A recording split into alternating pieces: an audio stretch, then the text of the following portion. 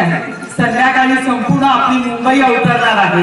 या ठिकाणी दादा संध्याकाळी निश्चित भेट द्यायला वैष्णवधामला येणार आहे, परंतु आता जाता जाता दौडा या बाजूने आहे।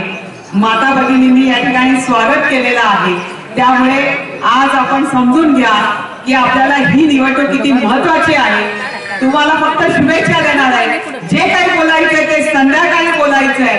तरुणाई माझ्या एकही दादा आजचा बाणाचा दिवस असा असतो की मुंबई नाही, महाराष्ट्रात नाही, बाहेर देशात असलेला माणूस सुद्धा आज या ठिकाणी अवतरतो, तो आल्याशिवाय राहत नाही। इतकं बाणाचं महत्व आहे, इतकं त्याला पावित्र्य राखलं। आज तुमच्या मतदारसंघात हा बाण गेलेला आहे, तो संध्याकाळी 7 वाजता या ठिकाणी 6 वाजता येईल आणि त्यावेळी सांगता सभा करून दादा या ठिकाणी आपल्याशी संवाद साधायला येतील। आता फक्त शुभेच्छा दादा देतील। दादा एकच वादा शिवाजी, एकच वादा शिवाजी, जय भवानी, जय शिवाजी, जय भवानी, जय शिवाजी।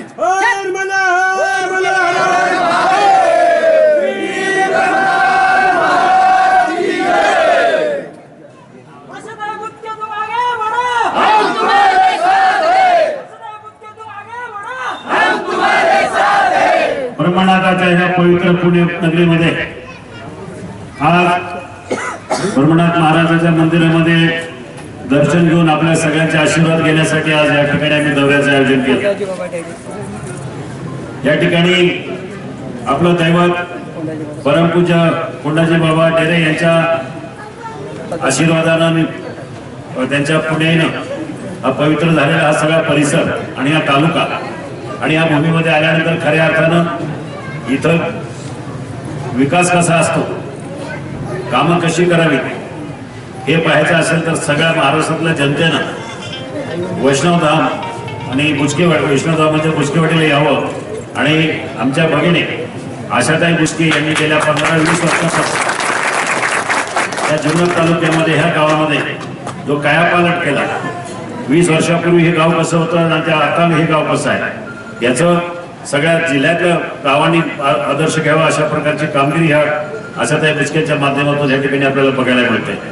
आज लोकसभेच्या निवडणुकीच्या निमित्तानं मी आपल्याला एवढं सांगेन की ही लोकसभेची निवडणूक अतिशय महत्त्वाची आहे। या निवडणुकीच्या माध्यमातून आपण आपल्या देशाचं भवितव्य घडवणार आहोत आणि गेल्या 5 वर्षामध्ये या सरकारच्या माध्यमातून केलेली कामं, ही सगळ्या कामाचा जर आपण अभ्यास केला तर सर्वसामान्यांपर्यंत चांगल्या योजना, लोक कल्याणकारी योजना पोहोचवण्याचं काम या सरकारच्या माध्यमातून आणि पत्रकारितेच्या माध्यमातून झालेलं आहे। आणि ह्या विभागाचा खासदार म्हणून मी गेले 15 वर्ष, तुम्ही मला जवळून पाहिलं, 15 वर्षामध्ये प्रत्येक गावामध्ये, प्रत्येक तालुक्यातल्या प्रत्येक वाड्या वस्त्यावर विकास कामं करण्याचा आपण या ठिकाणी प्रयत्न केलेला आहे। आणि महत्वाचे प्रश्न म्हणजे नॅशनल हायवेचा जो आज अपूर्ण जरी असला तरी त्या कामाला सुरुवात आणि त्या कामाला मंजुरी ही माझ्यामुळे मिळालेली आहे। आज आपण पुणे नाशिक रेल्वेच्या संदर्भामध्ये म्हणाल की काम 80% मंजुरी झाली, असं नाही, पूर्णच मंजुरी आहे। त्याच्यावर 100 कोटी रुपयाचं अनुदान सुद्धा पडलेलं आहे।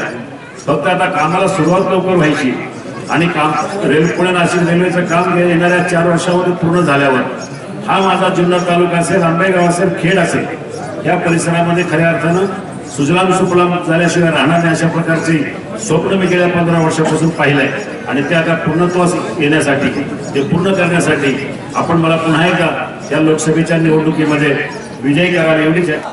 आज या ठिकाणी खासदार शिवाजीराव पाटील यांचं आमच्या गावामध्ये आगमन झालेलं आहे, तरी आमचे गाव निश्चितच 100% त्यांच्या पाठीशी राहणार आहे, हा आमचा शब्द राहील।